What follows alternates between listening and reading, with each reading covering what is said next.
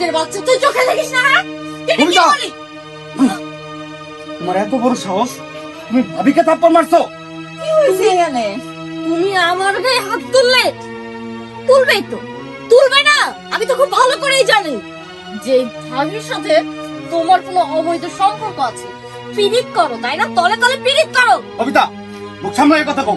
কি কইতাছো এইসব? উনি সম্পর্কে আমার ভাবি, আর ভাবি হইতেছে মায়ের সমতুল্য। তার নিয়ে তুমি আমার বাজার কথা কইতেছো? লজ্জা লাগে না তোমার? লজ্জা তো তোমার লাগা উচিত। তুমি ঘরে বউ রেখে ভাবির সাথে পরকিয়া করো, আমি কি কিছু বুঝি না? ছোট বউ, তুমি এসব কি আছে মাঝে কথা কইতেছো? আমার পোলা কইলো তুমি শুনলা না? ভাবি হইতেছে মায়ের মতন। আমার পোলা আমারে যেরকম ভালোবাসে সম্মান করে, ঠিক একই রকম এই বাড়ির বড় বউরেও ও নিজের বোনের মতন মায়ের মতন সম্মান করে। তুমি আমার আসলে রাখেন, রাখেন আপনার সম্মান।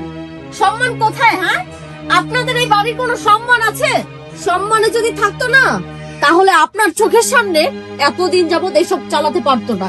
আপনার বড় ছেলেকে তো খেয়ে ফেলেছে, তারপরে এই বাড়িতে কেন পড়ে আছে সেটাকে আমি বুঝি না।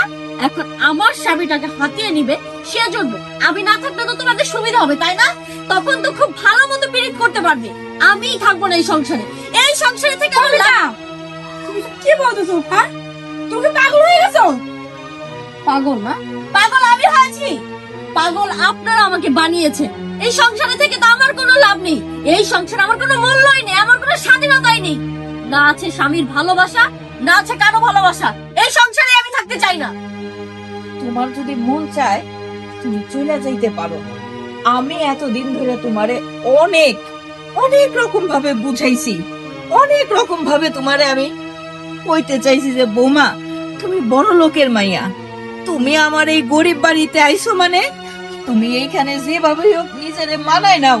তুমি যে সমস্ত পোশাক আশাক পরে চলাফেরা করো, তুমি মানুষের সাথে যেরকম খারাপ ব্যবহার করো, এরকম ব্যবহার কোনো মানুষ মানুষের সাথে করে না। তারপরে মাইনা নিয়েছি, কারণ আমার পোলা অন্যায় করছে, সে গরিব হইয়া তোমার মতন একটা বড় লোকের মাইয়ারে সে বিয়া করছে, এই কারণে আমিও মাইনা নিয়েছি। কিন্তু আজকে তুমি আমার কলিজায় হাত দিছো। আমার যে পোলা মইরা গেছে, সেই পোলার বউরে নিয়ে আমার ছোট পোলার সাথে তুমি খারাপ কথা লটাইছো। তোমার মতন মাইয়া আমি আর এই বাড়িতে দেখতে চাই না। তুমি মন চাইলে চলে যাইতে পারো।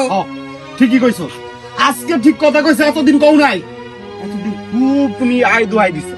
আমি কতবার করে কইছি এই সমস্ত পোশাক আশাক আমার বাড়িতে চলবো না। তুমি শুধু বারবার আমার একটা কথা বুঝাইছো, ছোট মানুষ এখন ভুল করতেছে, কয়দিন পরে ঠিক হয়ে যাবো। হয়েছে না ঠিক? আজকে দেখছো কি কইতাছে। ঠিক আছে, ওর যেহেতু এই বাড়িতে থাকতে ইচ্ছাই হয় না, তাহলে এই বাড়িতে থাইকে করবোটা কি? তুমি যেহেতু এই বাড়িতে থাকতে চাও না, তাহলে তুমি একটা কাম করো, এই মুহূর্তে আমার বাড়ি থেকে চলে যাও। যাও, তোমার বাপের বাড়ি যাও। হ্যাঁ, যাবই তো। তোমাদের রাস্তাটা ক্লিয়ার করতে হবে না? আমি গেলেই তো সুযোগটা আরো ভালো করে পাবে। থাকবো না তোমার এই সংসারে, থাকতে চাই না। কবিতা, দাঁড়াও কবিতা, আমার কথাটা শুনে দাও। যেহেতু আমার এই বাড়িতে এত ঝামেলা হইতেছে, আমার স্বামী তো আমার সে কবে ছেড়ে চলে গেছে।